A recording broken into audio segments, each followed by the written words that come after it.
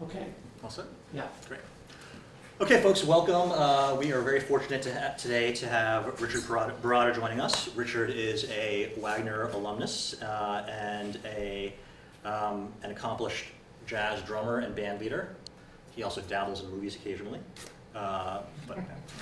So Richard started off his career, well, he'll take you through it, but he has an extraordinary list of credits, starting off as a location scout and a locations manager, working on some classic New York films, including Big and Working Girl, and then working as a production manager on Donnie Brasco, the Sam Raimi Spider-Man movies, Made in Manhattan, Across the Universe, Wolf of Wall Street, Doctor Strange, and is now the executive producer of Joker, which you may have heard of, and Martin Scorsese's upcoming The Irishman. So we are very happy to have him here talking about his work in the film industry and his path that led him here. So let's give him a round of applause. Thank you. Do you want to start off by telling us how your career developed? Yeah, sure, no problem.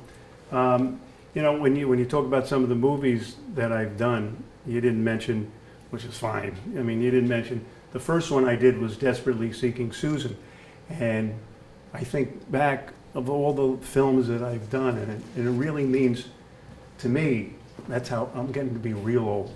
That's really what it means, because it goes back to '84, and it's, you know, I don't know where the time went, because it was only 10 years prior to '84 that I graduated from Wagner College, you know, and film was not on the horizon. I was either going to go to law school or I was going to be a musician. And much to the chagrin of my father, I decided to be a musician, which, you know, and he was a judge, so he felt that would So have he been... judged you. He judged me, he sure did, yes. So, anyway, so I moved to New York and I was playing music from 75, I graduated in 73. So in 75, I was playing music until 84, and as a musician, even though I was playing and I was doing some recording and I was doing some traveling, I really wasn't making enough money to be comfortable. Like, I could get by, but I just saw that if I wanted to get married, if I wanted to have kids, which I subsequently did, that I was going to probably have to do something else. And when I lived in New York, I had a real nice loft in New York. It was right off of Fifth Avenue on 16th Street, and the rent was like $275 a month, and it was, you know, 1,400 square feet. You know, I mean, it was like crazy, right? And I lived there and I had sessions there, but I didn't have enough money to air condition the place. So in the summer months, and I was on the 5th floor, it got hot, so I would go to the movie theaters and I would go see the double features that were being offered at Cinema Village or St. Mark's Cinema or Theater 80 or the Thalia. These are all movie houses that I think have since closed down, although Cinema Village might still be there. And they would have all these double features. You could see Hitchcock features for a week. You could see like 21 movies in a week, or you could see Preston Sturges, or you could see John Huston. You could see all these filmmakers. And so I would go like from 2 in the afternoon till 7 in the evening when it was the hottest part of the day. So I was always interested in film. But I would come back and do the music. But at a certain point, I just got so drugged with the whole thing. I don't mean I was doing drug. I just meant that I was just tired of it. And a friend of mine was a location manager or production manager with Woody Allen. And we were close friends. We were playing sports together. And I said, you know, I'd like to get into the film business. And he said, well, what do you know about film? I said, you know, nothing, really. I know I like going to the movies. I always loved movies. And I always thought I had pretty good taste in movies. So he said, well, maybe something will come up. And I kept hounding him. I didn't stop. And that's something to remember, by the way, because I'm going to assume that most of you in this class want to be involved in film in some way, shape, or form. Is that Is that probably an accurate? Many of them, for sure. Okay, Yeah. so I'm going to give you this advice up front, maybe the most important advice I can give you. You got to have perseverance. You really have to push. You really have to, you have to be a nuisance almost, because there's so many people out there that want to do what you want to do. And in a way, it's such a privilege to be able to do it, even though you've worked very hard when you're doing it. But, so you have to be persistent. So I kept asking him if there was an opening. And finally, there came an opening. He used to work a lot with Woody Allen. And in New York City in the mid-'80s, late '70s, '80s, Woody Allen was one of the constants of film in New York. There was always a Woody Allen film. Once a year, Woody Allen would do a movie, whether it was Zelig or Hannah and Her Sisters or Manhattan or Radio Days, whatever it was, Woody was making a movie. So I got a movie on, they said, we're doing a movie with this young musician. You probably have never heard of her, but we think it's a good script. And it was Madonna. And I said, I think I have heard of her, because she used to play, because I was a musician, so the parallel life, she used to play at Danceteria and some clubs in New York. So I had heard something about her. So anyway, that was the first film that I did. That was 1984. And when it ended, I was a location scout PA. And I remember I was making $40 a day. That's a lot of money. It wasn't a lot of money at all, but back then it was okay.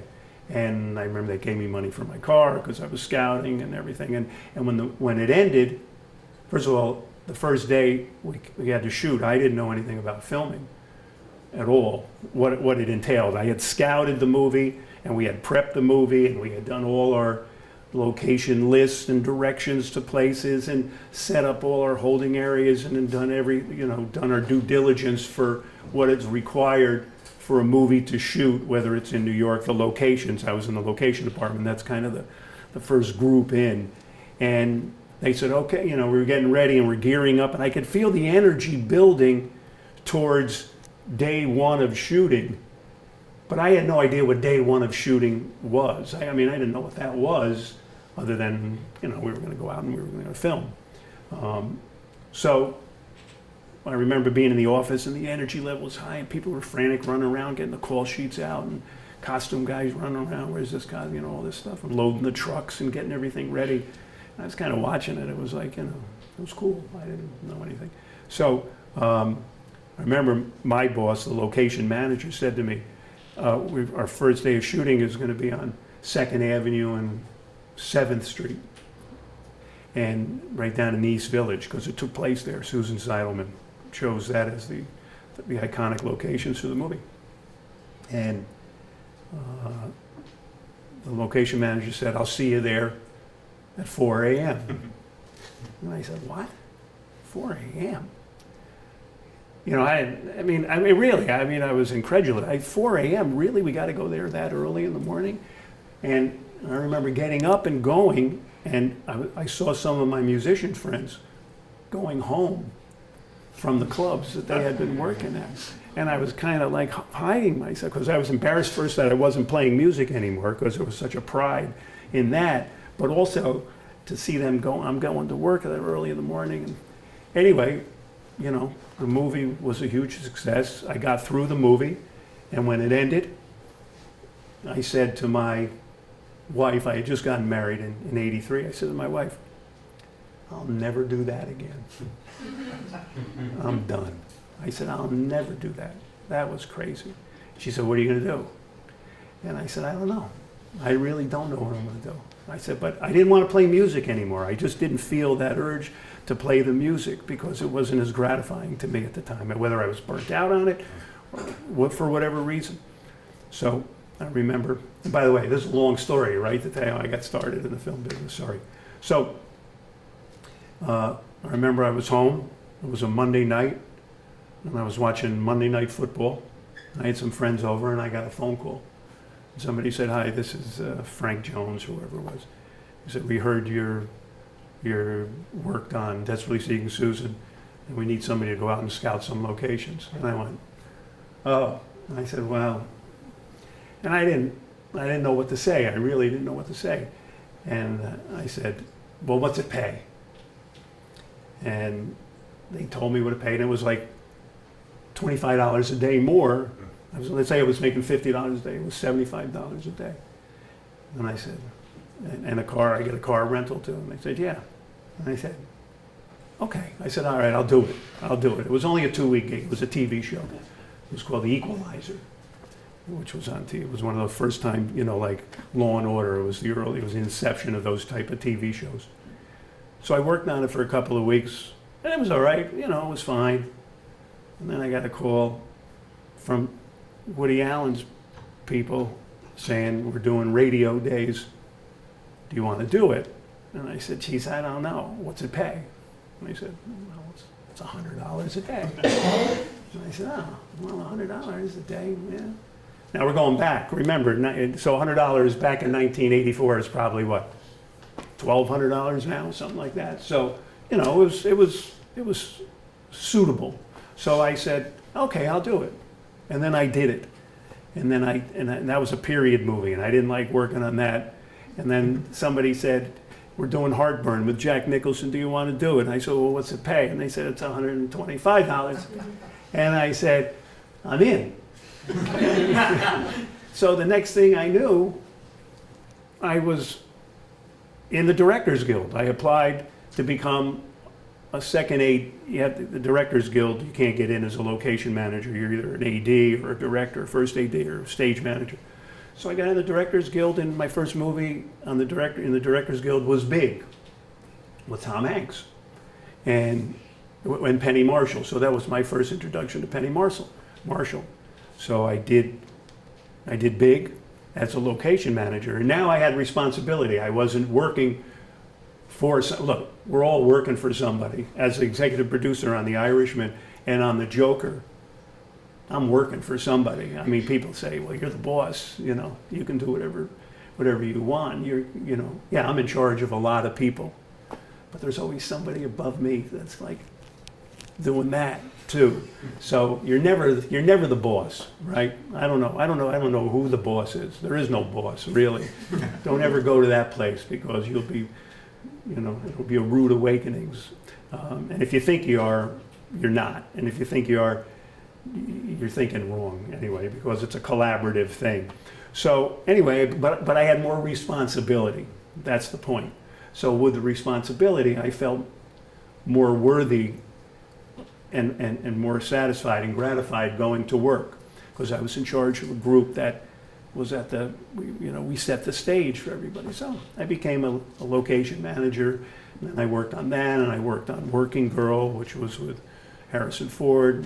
Started a relationship with Mike Nichols, who was a great guy, and then did a few more movies. Next thing I know, I got a call to be a production manager, which is a step up, and that was a very scary place to go, because like when I first started in the film business, I didn't really know a lot, but they eased me into it, and I learned, and I asked a lot of questions.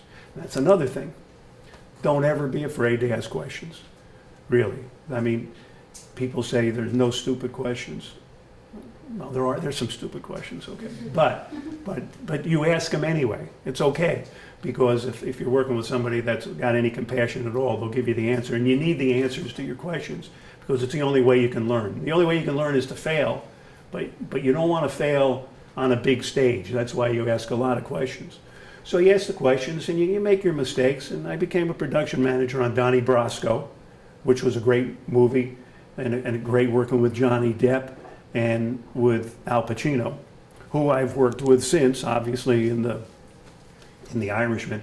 And then in 2000, so I was a production manager for a while. I did Last Action Hero with Arnold Schwarzenegger when he was hot.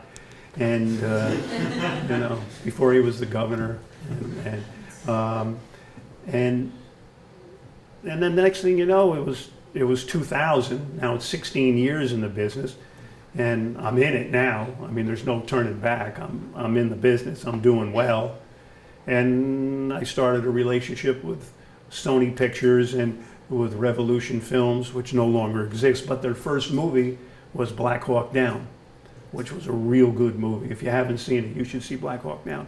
It's a real good picture. But that was their first movie, and they were going to make movies like that. So I loved being involved with them. And a friend of mine was the head of the studio, who I had known through, just different acquaintances. So I became a co-producer. It was the first time I moved up, became co-producer, production manager, to co-producer on Made in Manhattan and Mona Lisa Smile, and again with Penny on Riding in Cars with Boys. And I did that, and then I was a co-producer on Across the Universe. A number of you have seen that picture probably, about, with the Beatles, Julie Taymor. And I did co-producing on 5 Spider-Man movies. Well, I really wasn't a co-producer because they only shot the New York portion in New York. Obviously, that's kind of a stupid statement. They only shot what was needed for the movie that was take place in New York. The rest of the movie took place either in Atlanta for the later ones or California. So I did 5 or 6 of those, and then I became an executive producer, and I've executive produced like 5 pictures, the last 2 being The Joker, which, by the way, the #1 grossing film of all time for an R-rated movie. Pretty interesting. And I mean, I don't take much credit for it, but it's it's an amazing job of acting by Joaquin Phoenix. Anybody seen it yet? Have you seen it? Pretty good. I mean, I think it's a real good movie. I like it a lot, and it's intense and it's violent, but I don't think it's gratuitous violence. And I think that the newspapers reported on it prior to really even seeing it, based on word of mouth, and obviously they didn't hurt the picture. It's up to $871 million. I mean, it's astounding. By the way, I don't get any of that money. All right, no, 0 of it. I don't profit share. I'm not high enough on the food chain to do that. So, so no matter how good. And I tell my musician friends when we go out and play a gig, because musicians don't make a lot of money, they'll say, oh man, I give them I have some gigs coming up. Oh wow, 871 million, this gig's gonna pay okay. I say, I got nothing to do with it. 0, you're still not gonna get paid a lot of money. So, anyway, so there's that. Now The Irishman is coming out, which is coming out on Friday for 3 weeks at a select theater near you. And then it's going to go to Netflix, and that's a pretty amazing movie too. It's just 3.5 hours long. So, don't drink a lot of water before you go to the movie. And see it in the theaters. Don't wait for and see it in the theaters. It's definitely worth seeing in the theaters. I mean, see it anyway. Don't see it on your phone. Whenever that can happen. I mean, that to me is something else. That's a whole different story that we can talk about. Anyway, that's kind of where I started, where I came from. Stopped playing music for 33 years. Just stopped, really. I had my drums in the basement, and I would play. My kids would play, fool around. I have 3 kids, and 2 of them are in film, by the way, screenwriting. So, so I stopped playing, and then 3 years ago, at the end of a Spider-Man movie, I think it was Homecoming. I don't even know the names of them anymore. I had the opportunity to play music at this club, which was at Kaufman Astoria Film Studios. They had a restaurant downstairs that was part of the commissary from the 20s with Rudolph Valentino and the Marx Brothers and W.C. Fields and Mae West, and so all these ancient stars from the past used to eat there. That was their commissary. So they had a club. So I started playing there a lot. So in the last 3 years, besides there and other places, I've revived my music career. So I've played like over 100 gigs in the last 3 years and did some traveling, and I just did a CD, and I'm going to do another one. So at the moment, I'm kind of caught in the middle. I'm getting calls to do movies, and I'm turning them down because I just want to play music right now. I made movies for a long time. So I don't know, the next time you possibly would hear of me, which I don't know why you would, other than if I came and you flunked the course and you had to take it again, and I came back. So, I mean, but if you followed, I don't know where you'll see me, whether you would see me, you know, on a stage playing music or, you know, on a movie set. So that's it. That's where I am. Anyway. I think some of our students know what a production manager does versus what a co-producer or executive producer does. Mm-hmm. Some of these folks definitely don't. Do you mind running through that quickly? Yeah, sure. Break it down. So, you know, there are many levels of. By the way, what is the title of this class? This is actually not one specific class. These are just random. It was Oh, open there's to all random. student body. Okay, So okay. some film students, some non-film students. So it's Okay, a good all mix. right, fine. Okay, so the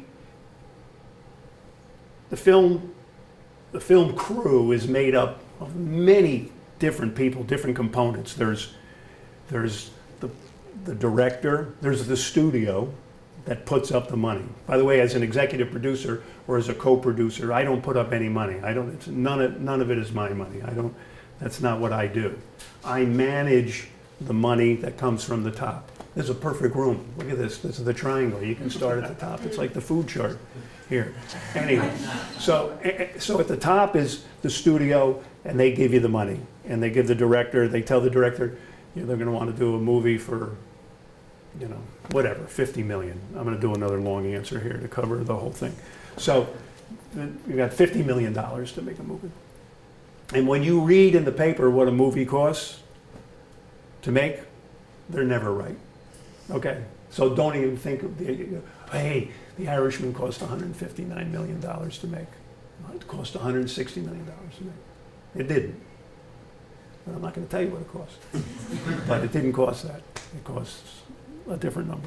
So, so the studio has a certain amount that they want to spend on the movie because they've marketed it and they think that that's what it will bring in to justify it. Obviously, they were wrong in the Joker because the budget of the Joker was like you know, between 60 and 70 million dollars. Okay, so the director then has to assemble a crew, and first he says, I think we should shoot this movie in New York, and that might influence who his producer might be. So Marty Scorsese was going to be the producer, one of the producers on Joker originally, but he backed out because he got too busy with editing The Irishman. Plus, the movie was very violent, and I don't know if he wanted to be associated, even though Marty's done some violent movies. I mean, Irishman and everything. But the original script was pretty violent on the Joker. If you've seen the movie, it was more violent than that. He went more rogue than that in the original one.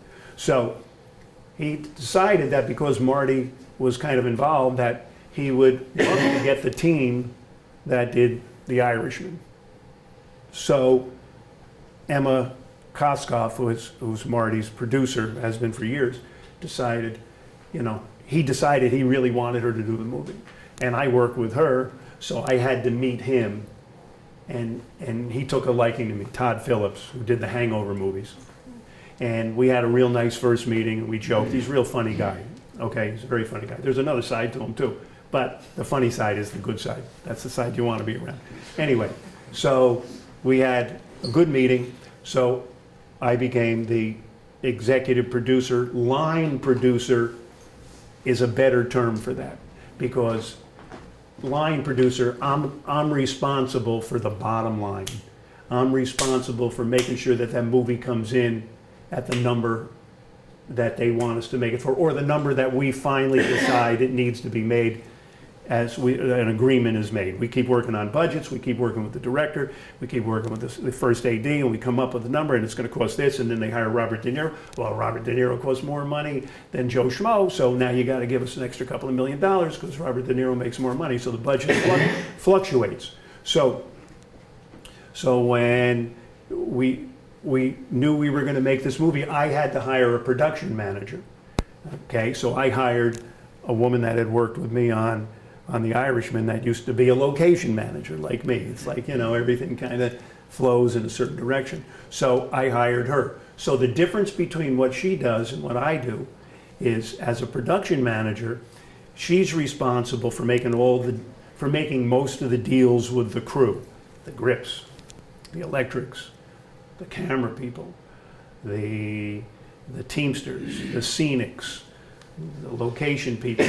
She's really in charge of making those deals. I'll be responsible for making the cinematographer's deal with the studio, making sure all the actors, the director decides he has casting sessions, but I have to make sure that their deals are done and that, you know, all the I's are dotted and the T's are crossed with the actors. She deals with that. We discuss everything together, but she does that. She signs all the paperwork. She signs most of the checks. I can co-sign a lot of the checks. But I'm more associated with and more closely aligned with the director and the creative producer, because on a daily basis, he might say to me, I need an extra day because we're never gonna finish. It started pouring and we need sunlight, and the sun mysteriously just went away, and we can't finish the scene, so I'm gonna need that, and what's that gonna cost me? So I'll say, it's probably gonna cost you an extra $200,000, but I'll call my production manager, and she'll start running the numbers. What's it gonna cost to go back to the location? The location costs you $40,000 for the day, so you know it's gonna cost that. The extras, you gotta pay the actors, you gotta pay the extras. So the difference between the two jobs is I can do both jobs. The production manager probably can't do the line producer's job as well, but they will be at some point. But I've already done their job. So their job is more paperwork, checking the budget every day, making sure that we're on budget with the input of me, and me feeding her information like, we're gonna have to return this location, call the location manager and make sure. So it's a very similar job. They're very similar. One just gets you closer to the talent and to the director. Executive producer can sometimes be an amorphous title too, because you're obviously a very hands-on. Yeah, I'm you're in the a trenches, nuts and bolts guy. Some executive Yeah. producers have that title, but they might just be There are facilitating 5 something and they're writing the Yeah. check or. There are 5 executive producers on Irishman. I saw one of them come to this. I saw 2 of them. They came to the set. They flew in on their jets or whatever, and they hung out on the set and talked to Marty. How you doing, Marty? Marty, good, great, good. Just get away from me. You know, I mean, they're there. They're there because they either optioned the script, the book. So in order to do it, they're going to trade maybe $100,000 to get a title as the executive producer. They're an executive producer because they've worked with De Niro and they manage De Niro, so they become executive producers. So some of them are like, they're kind of hand-me-down jobs, and they get the title. And I'd be a liar if I didn't tell you that.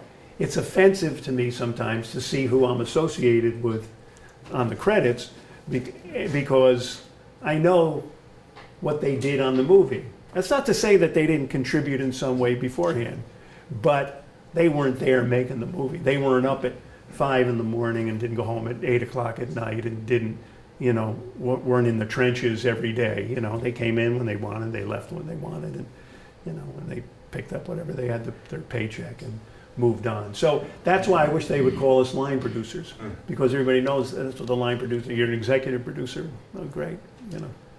So you've worked with some great directors. You've worked with one of the all-time greats. You've worked with several brilliant, extraordinary, like Mike Nichols, Yeah. Sam Raimi, Julie Taymor. But your job is to sometimes say no to them, right? Sometimes, you're trying to make what they want happen, but you also sometimes have to say no. Can you talk about the sort of tension between wanting to facilitate what they do, but also... Well, I'm not sure I ever said no to any of them. Okay? I certainly never said no to Marty. That ain't gonna happen. You know? Nobody says no to him. So maybe you can get on your knees and say maybe, you know. But it's delicate. I mean, you can with certain people. I could say to Julie Taymor, Julie, I don't think we can do that. They're just not going to give us that. You know, can we figure out a different way to do this? Can we approach it? Maybe we cut this other sequence, and we do this. And if she says no, I'm doing it. I say, well, I'll go back to the studio again, and I'll ask them if we can do it, but I know what they're going to say. And she might say, all right, I have an idea. Or she might say, I don't care what they say.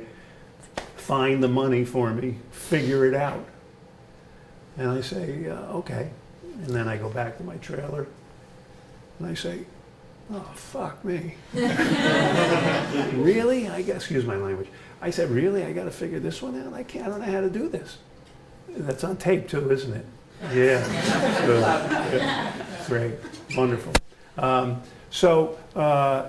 It's delicate. And you know, you never try to say no, because most directors only ask for things that they really think they need. So if they really, really feel that it's necessary for them to have it, they're kind of coming to you, and you're their right-hand man or woman. So you're there to help them. Now, that doesn't mean, and I'm serious when I say that doesn't mean that after they say that, I don't go back to the trailer and say to somebody in the trailer, like another producer who's there, usually there's a couple of us, I say, she's out of her mind. Does she really believe that we're going to be able to pull this off? And, you know, you have those conversations, but to her, it's, we'll do whatever we want, because she hired you to protect her, but the studio hired you to protect them. So you're kind of caught in the middle. So you need to be really diplomatic, and you need to be slick at times, and you need to be duplicitous at times. But at the end of the day, they're paying you good money to figure these things out. And some things you can figure out, and some things you can. And some directors will say, don't worry about it. We'll cut the scene. I promise you tomorrow we'll get out of here by 4 o'clock. Don't even think about it. We'll be fine. You know. So sometimes you get cooperation from people, and sometimes you don't. Some people are more cooperative. It's like life.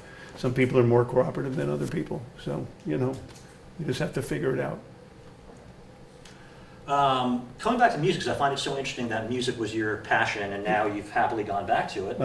But for all those years that you were primarily working in film and were leaving music entirely to the side, did you find some of the same? Did you find creative satisfaction, or was it the job didn't really? What, the movies? Yeah, like did you find some degree of? Well, as a location scout, there's a lot of satisfaction, because you're going out and you're locating a location that could turn out to be an iconic one for a movie. And when the movie comes on the screen and you finally see it, you say, you know, you go to the movie with your mother and father come to the movie, or your brother comes to the movie, or your friends, and you go, I found that location. That one was mine. And if there's a sense of pride to that. So that's creative. An accountant is that's not a creative position. An accountant, I don't care whether you're an accountant for the IRS, if you're an accountant for Charles Schwab, or you're an accountant for a movie. It's numbers. That's it. That's what it is. And if there's any accountants in here, I mean no offense. It's just what it is. That's what it is. But if you're as a production manager, it's not really creative. It's not a creative position. It's more of it's a business position. You know, you're balancing a budget, you're hiring people, you're making deals with people. You know, you say, I want $1,500 a week. I say, I can give you $1,300. You say, well, I don't want to do the movie for $1,300 and for $1,300. And I say, but I can't pay you $1,500. So, you know, we try to work it out. If we can't work it out, then, you know, if he has another movie, he's going to leave. If he doesn't have another movie, he loses. I win.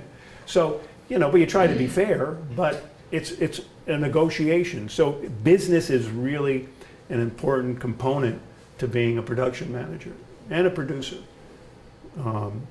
Location is a little different. Director is entirely different. Speaking of which, whoever's the location scout who found that staircase in the Bronx for the Joker must feel a real sense of pride. There's thousands of people taking selfies. The Shakespearean staircase.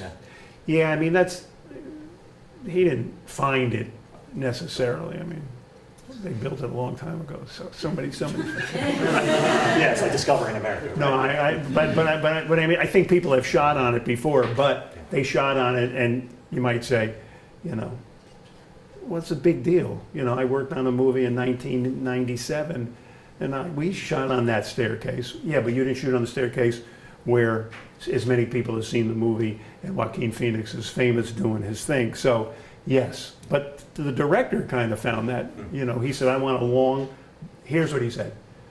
He said, I want a staircase, I want a real, exhausting, long, high staircase, because this man is beat up every day, and just to get home at the end of the day, he gets beat up again just to go home. So, you know, we know there's a couple of staircases in the Bronx, just from years of being and filming, we know where those places are, so that's where we went. So, but yes, it's a famous staircase now. Now it's iconic. Now, yeah. Folks, I'm happy to open up to questions. Yeah, I'll answer. I mean, ask me anything you want. I'm sure somebody's got some questions. Yes? What's the favorite project that you worked on so far in your career? You know, I was asked that question earlier. Is she here? Where is she? Hi. Yeah. See, you're going to get this answer. So, you know, I've worked on, I've been fortunate, lucky enough to work on a lot of good pictures. And I'm proud of many of them. But the movie that probably was the most gratifying for me to work on, it was the hardest movie I think I ever did. And it was Across the Universe. And I thought it was a really good movie, a real good movie. And it didn't do as well as I would have liked it to have done, and it didn't do as well as I think it should have done. But there were reasons behind that, and marketing had a lot to do with that, and it's a whole long story. But that movie was probably the one that I'm most proud of, because I had to manage, and there were elements of acting, dance, music, from singer's standpoint, from bands, and then we had to go to Liverpool, and that was great, going to Liverpool and shooting there, and so that movie. But there are a lot of movies that I worked on that I'm really proud of as well. Yeah. Anybody else? Yes. So if the movie travels, then like you just mentioned, like you would travel along with the movie to a place like Liverpool or would it depend? Well, as the executive producer, as the producer, I would certainly travel. Like on Irishman, which you haven't seen yet, unless you were at the premiere, which I don't think you were, but maybe you were. I don't They know. played at the festival. What's They that? played at a few screenings at the New York Film Festival. Yes, Yeah. exactly. And they've had some screenings for it. So you were there? Somebody said yes? Oh, wow. When did you go? I went September 28th, the premiere at the New York Film Festival. Oh, how'd you get in? I have a teacher who is like a member and he gives out tickets sometimes. Oh, you won the lottery there. Yeah. Uh-huh. Yeah, that was quite an event that night. Yeah, it was amazing. I really enjoyed the movie. I thought Oh, it was good. amazing. Oh, good. Anyway, on that movie, there were some scenes that took place in Miami. But the second unit, do you want to know what a second unit is, or should I tell them what a second unit is? Okay. The first unit is the main unit. So Martin Scorsese directs the first unit. Todd Phillips directs the first unit. First unit goes out every day, 60 days. We shot the Joker, I think, in 57 or 58 days. We shot The Irishman in 107 days. It was a lot longer movie. So when you shoot with Al or Joe Pesci, remind me to tell you something about Pesci when I'm done, musically, okay? Because I'll forget. Okay.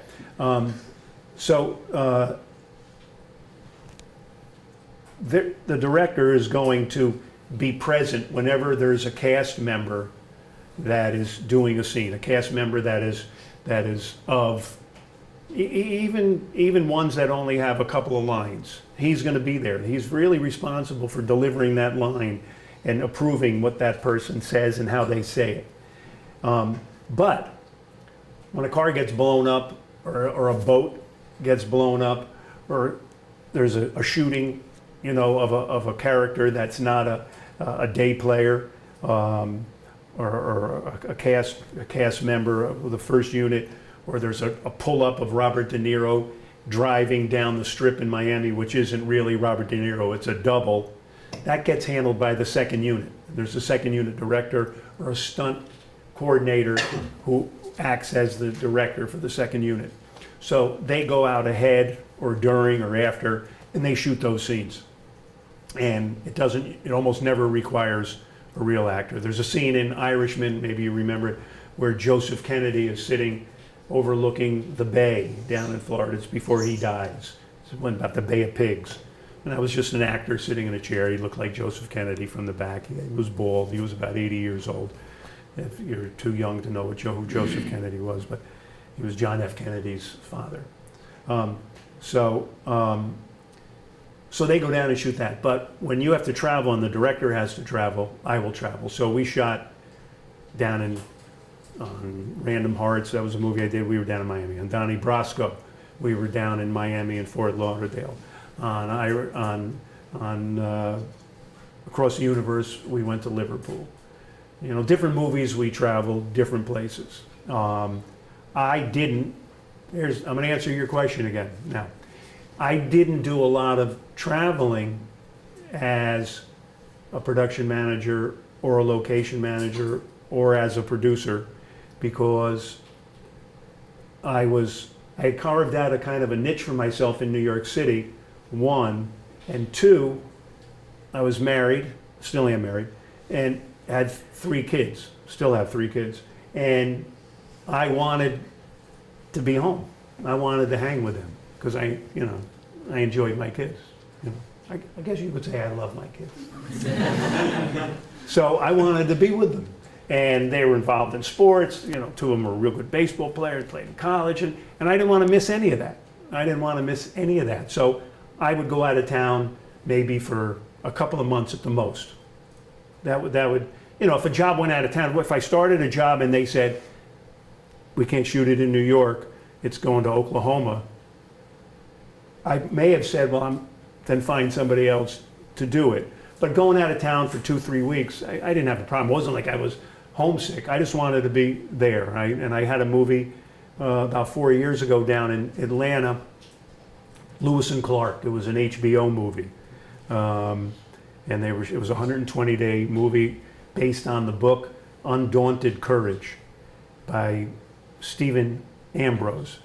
Great book, really good book. If you want to read about what it was like traveling in 1804, 1805 from St. Louis to the Pacific. Unbelievable what they went through. Next time you think you're having a rough day, think about what they went through, all right? Just think of the mosquitoes alone, that they had nothing to repel them from, and if there were swarms of them all over your head and you were in a boat and you couldn't get away and then getting bitten all day. Anyway, there were some good parts in it that wouldn't make you feel that way. But anyway, so that movie was going to shoot for 120-some days, and it was shooting in Alberta and Atlanta. So I was going to be in Atlanta shooting that movie. But my son was a senior in college at that point. I knew I wasn't going to miss baseball season, so I didn't mind doing the movie at the time. So it was cool. Then they shut the movie down.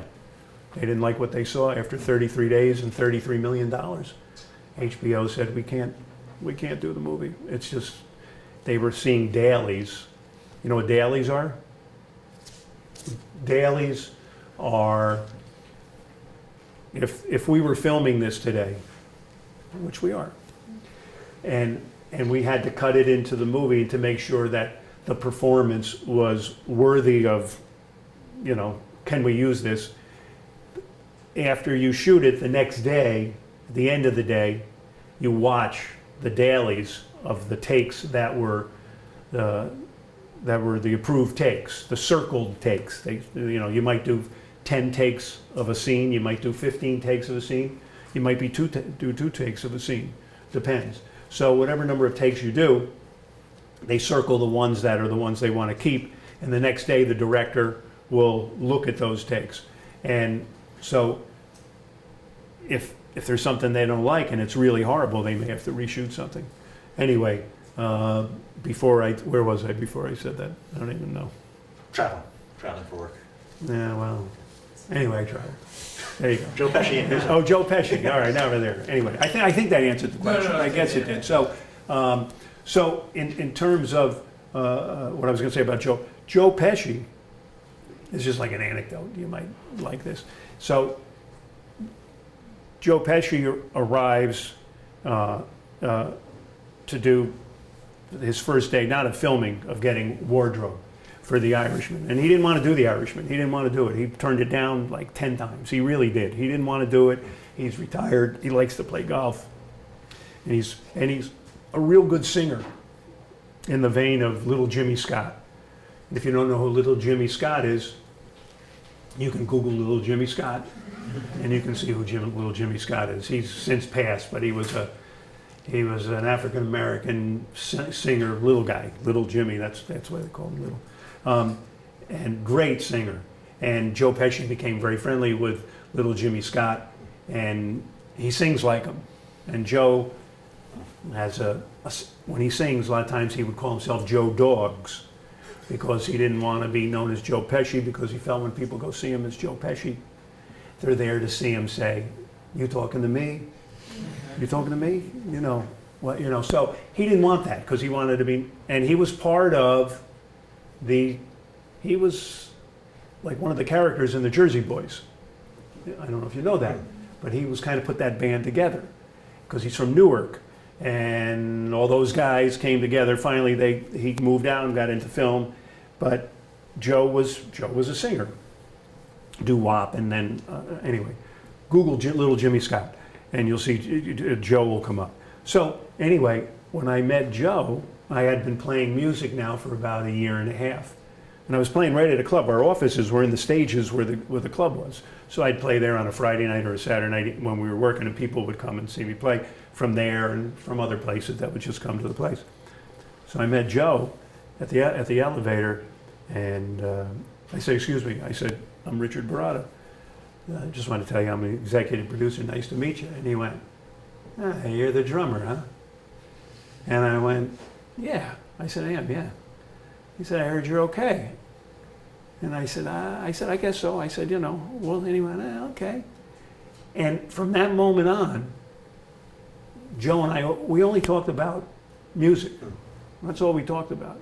And Joe came and sang 3 times with me. He sat in and sang, which I have on tape that he said nobody's allowed to see. So it's not been put out, but I have him record, singing some tunes. And Joe really, really loves to sing, and he's got a couple of CDs. He's got a new one coming out. But film-wise, he could care less. He really could care less. Interesting. More questions? Yes. You talked a little bit about when you were first starting out, like sort of what made you choose certain projects nowadays. What's your thought process when you decide to do a project? Is it the collaboration with the directors, or? Well, this question I answered before as well. Not here, someplace else. When I first started out, New York City was not the hub of movie making that it is now. There was no tax incentive in New York State. There's a 30% tax incentive now in lower New York State, and in upper New York State, I think Albany might be the cutoff, somewhere up there. It's 40%. So if you shoot a movie in New York, you get 30% of your money back below the line, not above the line. So if I'm Leonardo DiCaprio and I make $20 million, let's say, okay, that doesn't qualify. There's no rebate, there's no tax incentive on above the line. Director, producer, actors, none of that is covered. But everything else is covered. So if a movie costs $100 million and 30 of it is above the line, so $70 million qualifies for 30%. So 30 times 7, $27 million is,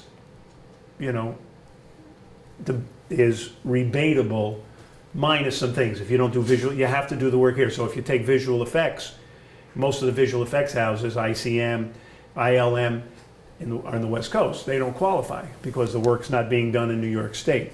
But if the work is being done in New York State, there's a tax incentive. So, now go back. So when I started, there was none of that. And New York City was a very expensive place to shoot. It still is a very expensive place to shoot, just like Boston is and LA is expensive. But New York is even more expensive.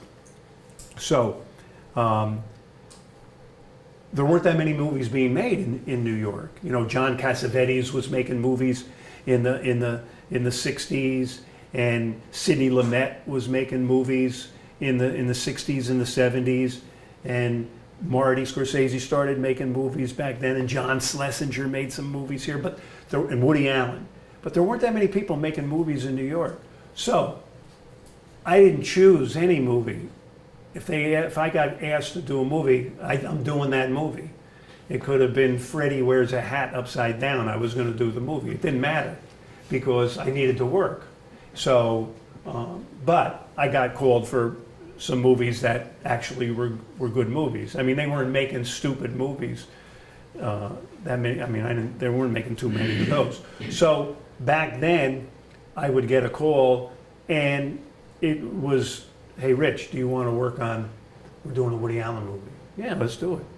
"Hey, Rich, Mike Nichols is making a movie. Do you want to do it?" "Yeah, let's do it." "Hey, Rich, they're making this movie, whatever, but I don't think we should do it. It's not long enough. It was like a collaborative thing. I wouldn't do it. Now, jump to now. What am I doing? How do I decide what movies to make?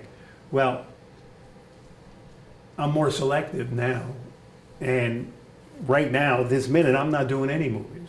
I've been called. I don't want to do any movies right now. I want to play music. That's all I want to do. So I can't do both. It wouldn't be fair to the film, and it wouldn't be fair to the musicians, because I want to be at the top of my game when I'm playing, and the quality of the music is too high. So I'm not entertaining that. But when I was entertaining it, I would get calls, and the team that I would work with would influence it as well, because it's a team.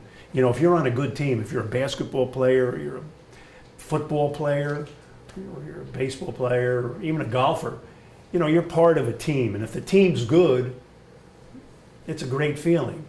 It's a real good feeling to be part of a team that succeeds. If you're on a team that's really bad and everybody's kind of not into it, it doesn't feel as good. You might have your individual performance that is superior, but in sports, winning is the whole thing. So in movie making, you want to have a good product. So when I have a good team that I've assembled, and I have an opportunity to work with them, then that will influence my decision on what movie to make.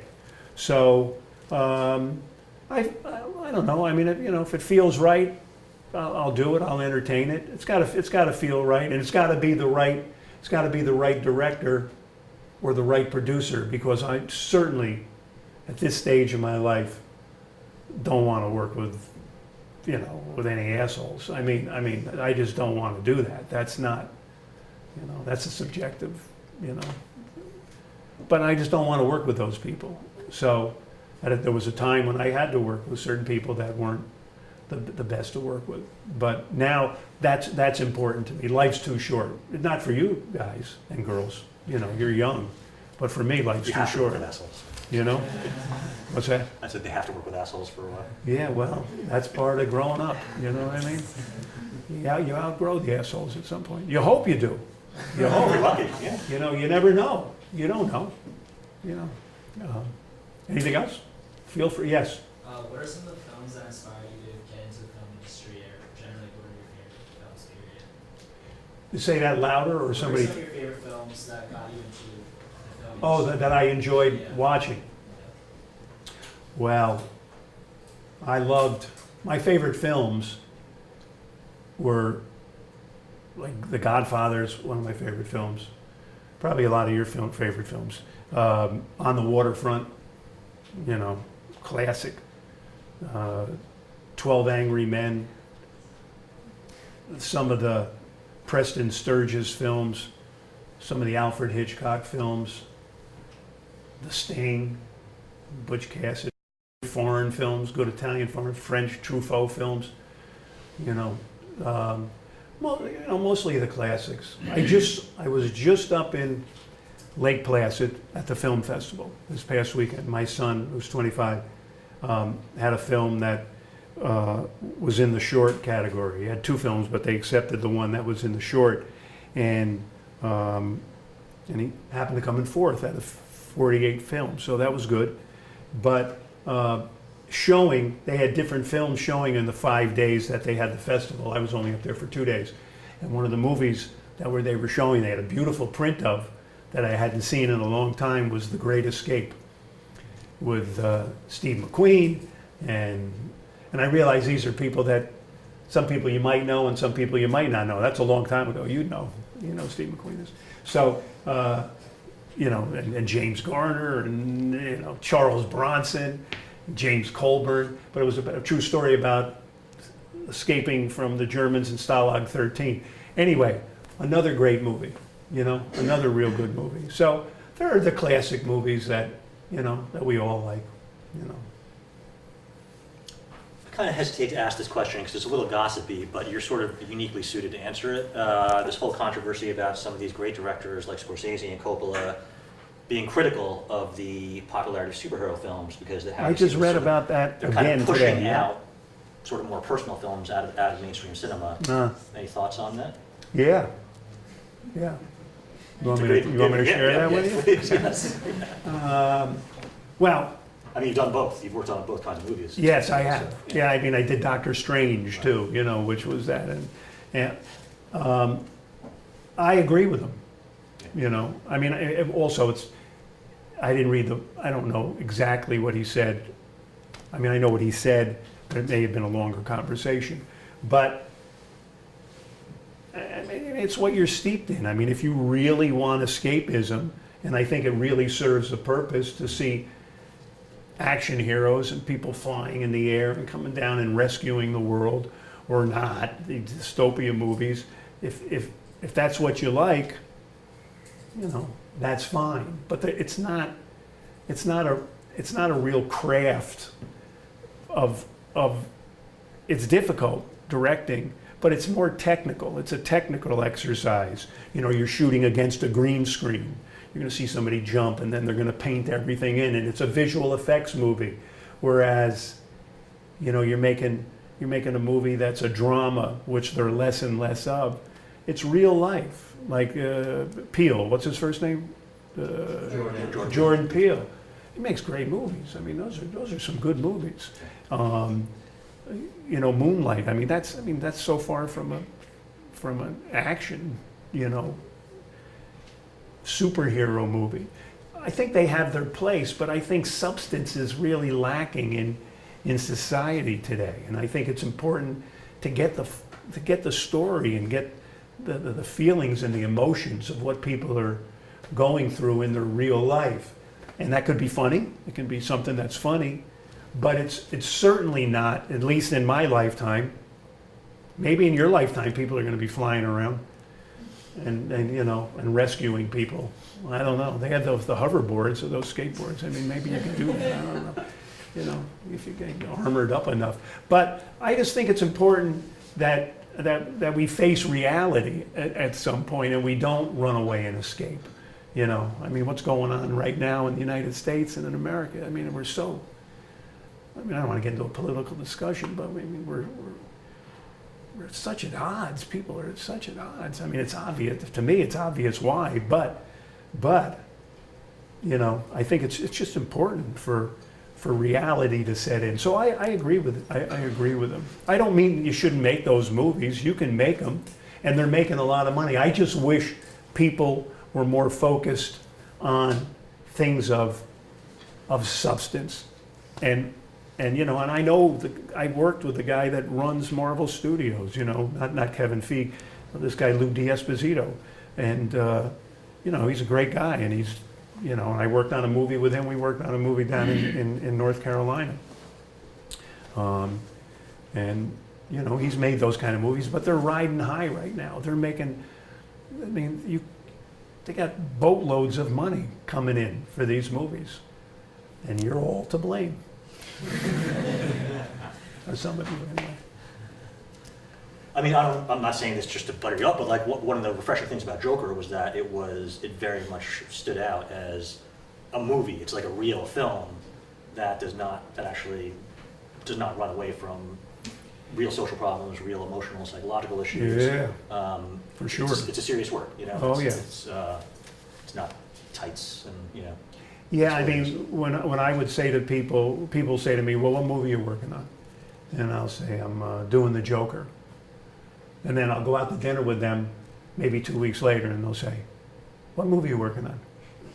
And I say the same when I was working on 2 weeks ago, because people don't listen either, by the way.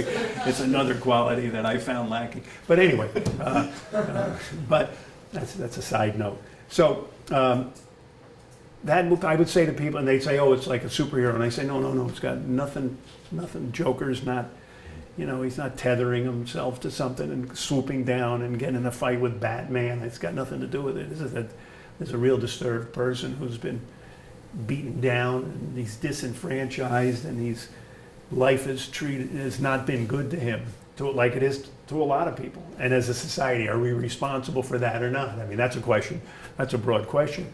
So when you go see the movie, even though it's R-rated and even though some people are getting shot, you know, it brings up other issues, deeper meaning, and I think that's important. And hopefully, although I don't know if it was the intent of the director, but hopefully it'll shed some light on, and maybe people will pay more attention to the mental health of people in this country. I mean, you know, in the world. If it does that, then it's fine, you know, then it's good. But it's just not some, you know, movie where, hey, let's go out and you're probably all too young, except for a couple of you that are in here. Remember Death Wish? Anybody ever see Death Wish? Yeah, you did. Charles Bronson was like, you know, he was one of those tough guys that was in the 60s, 70s, and 80s, and he was in The Great Escape, and he was also in a good movie that I really loved. I just thought of it, Hard Times, with James Colburn, who was in The Great Escape. But I forgot where I was going to go with that. Death Wish and The Joker, parallels. Oh yeah, I mean, so the Death Wish came out in 1978, something like that. Okay, and I mean, he went out. His wife got killed, raped and killed, and his daughter was comatose from it. And he just went out and started killing some bad people on the street. I mean, he was just going out and killing people. And I don't remember. I mean, I was only 28 at the time. But I don't remember the backlash from that movie that the Joker received for a guy killing a quarter of the people that he killed and had reason possibly to do it. So it's like society has changed too. Yeah. You know, you got, oh my God, you know. And I think with all the internet and the media and everything, it exaggerates. Everybody's got an opinion. Right. So, but yes, what you said is true. Yeah. Yes. You mentioned earlier about how you didn't like working on period films earlier in your career, and I wanted to know how period films differ from movies that take place now, especially as a location scout. Oh, okay. Well, I'm going to correct you for a second. I never said I didn't like them. Right. I said it was a period film, and I never wanted to. It caused me not to want to go. Something like that. Yeah. Period films are very difficult to work on. They're hard because as a location department employee, you have to be there first thing in the morning. And on a period movie, you know, you can't show up like this. You can show up like this, but wardrobe's got to put everybody through the works, and he's got to get in, you know, 1950s garb. Like Irishman was a period movie. Right. So people have to come in, they have to get in early. So if you're shooting call time, they call it, is at 7 a.m. and you know you want to start filming at 7:30, camera ready at 7:30. At 7 o'clock, now you got to back it up, and if you have 150 extras, they've got to get And when you're working on a movie, you're a traveling circus. That's what you are. Not in a comical sense. You know, sometimes people say, that's a circus. If this is like a circus, you move in with 20 trucks and campers. You know, you have to have parking. It's all you just don't show up and say, hey, we got to find some parking spots. That would never work if that's all figured out. So you go in, you park, and then they got to, park the trucks. That takes a while, and then you got to get into the holding area where you're going to bring all that wardrobe so people can start going through the works. And the holding area has to hold 150 extras. So if you have 150 extras and it takes X amount of minutes to get each extra ready, you do the math and you figure out that they have to get in at 4:30 in the morning, because you stagger the call, because you don't want to pay people if you're not going to bring 150 people in at the same time. You're going to bring 50 in, and then 50 in and 50, because it costs money. Every hour costs money. So you're managing your money. So you bring people in intervals. So when you bring these people in, let's say the first group of people's got to be in at 4:30. That means that the location department's got to be there at 4 o'clock to open the place, and in the winter make sure the heat's on. Because God forbid if the heat's not on and the union comes in and they say, Mike, you got to pay them extra money, there's no heat, you got to fight with them. So you don't want to go through all that. So you got to get in at 4 o'clock in the morning. So on a regular movie, if it were not a period movie, you might get in at 6 o'clock in the morning. You'd say holding area is there. They just have to look at them. They're going to put on some shirts, nothing major, no hats, none of that stuff. So it differs in the respect that there's more detail. There's bringing in the cars from a certain era. So you got to get in and you got to make sure the cars can be placed in the streets. So there's so much more that takes place on a period film than on. So do I like working on period films? For that reason, absolutely not. But if it's really a great story, I don't mind it at all. Period films cost more money than a contemporary film, because costumes cost more money. You have to go in the archives, you have to get them, bring them in people earlier. Those old cars, you got to pay for those old cars. Those cars, a normal car, if I was employing you, you were an extra, and I needed your car, you'd get $35 for your car. A period car, it's usually, like from the 50s, they're $750, $850 a day you get for that car. You work on a movie for 10 days, you're getting $8,500 for that car. I mean, that's a nice little payday, but that's what it costs. So I guess that answered your question. Okay. Thank you. Yeah. You've already given our students some great advice about about breaking into the industry, but more generally, any thoughts on, as somebody who's gone back and forth between film and music, any thoughts about sort of how do you balance sort of the work that you love versus the work that pays the bills? Oh, well, it's rare, it's really rare that the work that you do that pays the bills is the work that you love. I mean, maybe you love what you do, and I hope you do. That would be great. And Patrick, maybe you love what you do too. I don't, that's good. But I don't think as soon as you come out of school, you're going to love what you do. If you can get to that point that early, I kind of feel sorry for you, because you got there too quick and you didn't have to work for it. And all good things in life, you really have to work hard for. There's no free lunch. There's you see people and you always think that these people, whoever these people are, have it better than you, and you really don't know what's going on and what they've had to go through to get to that point. So you think the grass is always greener on the other side. It's sometimes it is.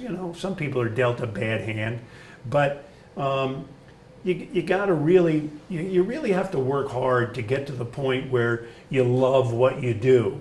And you may never get there. I loved making movies. And if you talk to my wife, she'll tell you I hated making movies. Because I would come home and say, I got to go through this, and, well, don't do it. Well, I got to do it. I got to pay 3 kids college tuition. That's not cheap. But there were days that I loved going to work. Now, playing music I love playing music. I mean, I love getting up and performing and playing, you know, mostly jazz, Latin jazz music with great musicians. I love it. But you know how much practice goes in to playing the 3-hour gig that you play? So you're practicing 3-4 hours a day. I don't love practicing all the time, but I know I have to do that in order to get to be gratified in it. So I love, it's a means to an end. You know, I love getting my paycheck on Friday. Do I love everything about what it requires to get that paycheck? No.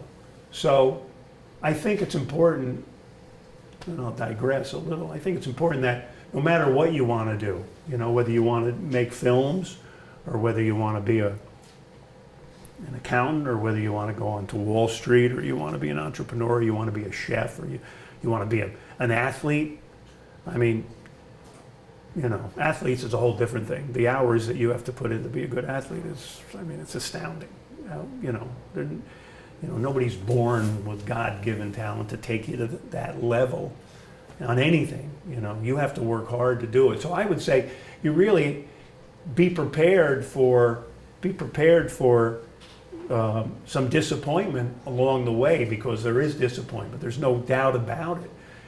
But have the fortitude and have the know up in your brain, know that in order to get to that level where you're going to be more comfortable, you've got to work really hard, and you got to stay positive, and you got to keep pushing the envelope, and don't take no for an answer, and put the time in, because like I said before, nothing good comes easy. It just doesn't.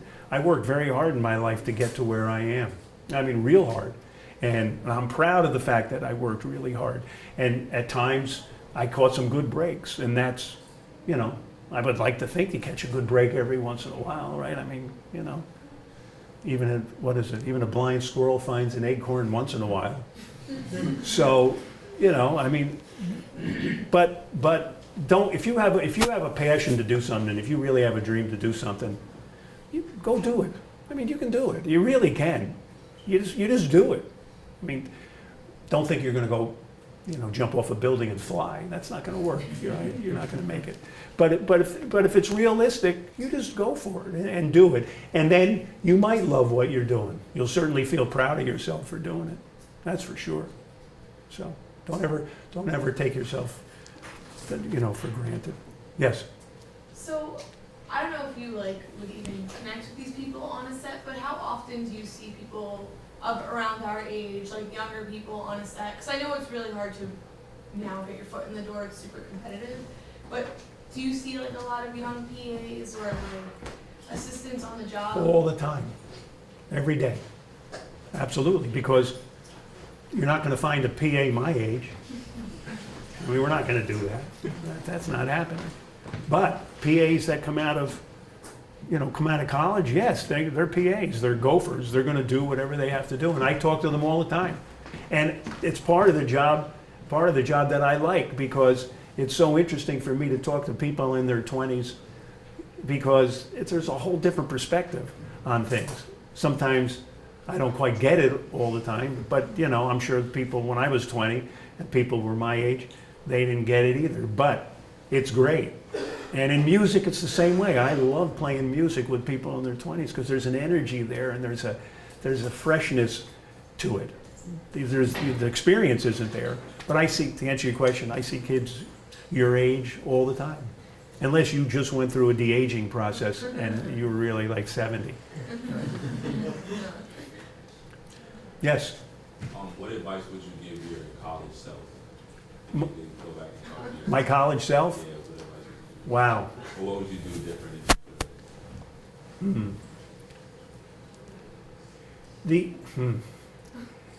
You know, you don't get a chance to do that. Yeah. You know, I mean, you don't. You do what you did. You did what you did. He means what should he do? That's what he's asking. You know, I don't know what he wants to do. I do whatever you want to do, but do it well. I would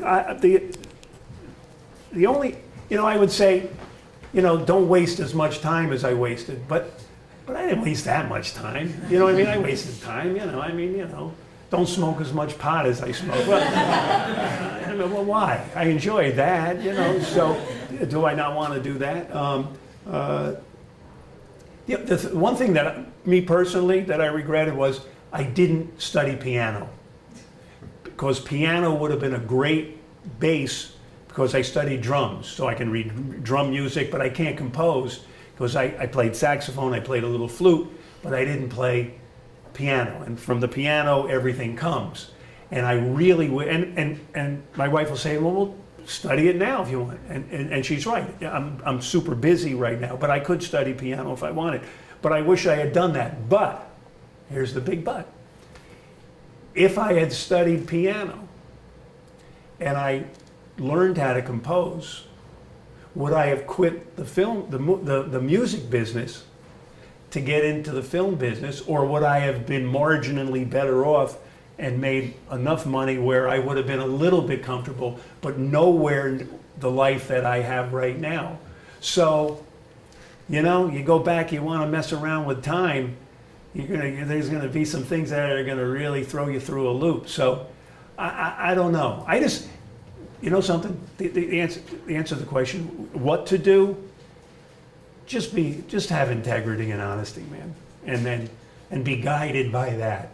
And if you're guided by that, wherever you go, you can look yourself in the mirror and know at least you went on the right, you know, path. Any other questions? All right, well, can't end on a better note than that. So, There you go.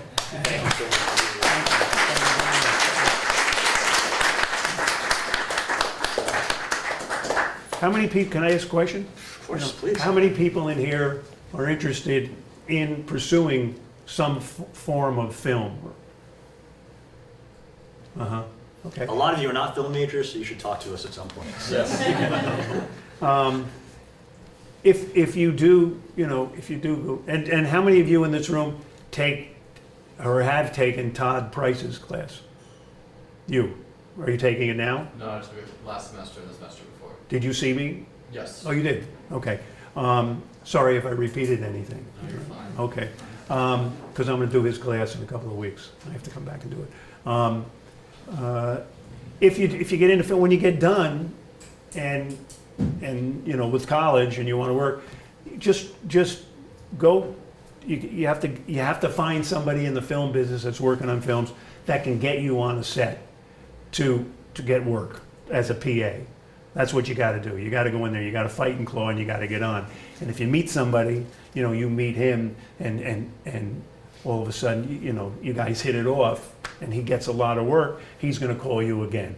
And there's so much work in New York right now. There's like 65 TV shows and 6 or 7 movies. There's so much work. They're always looking for new people. So if you really want to do it, you know, it's not easy. You're going to be working 14 hours a day. But the difference is, from when I started back in 1984, I got paid, I told you, like $50 a day. And I got paid $50 a day whether I worked 12 hours, because it was never less than that. In prep, it could have been. It was like 10 hours in prep.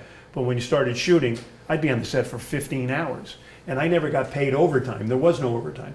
But, you know, every once in a while, if the producer was a nice guy, he'd say, I'm going to throw you another day because you worked 20 hours today.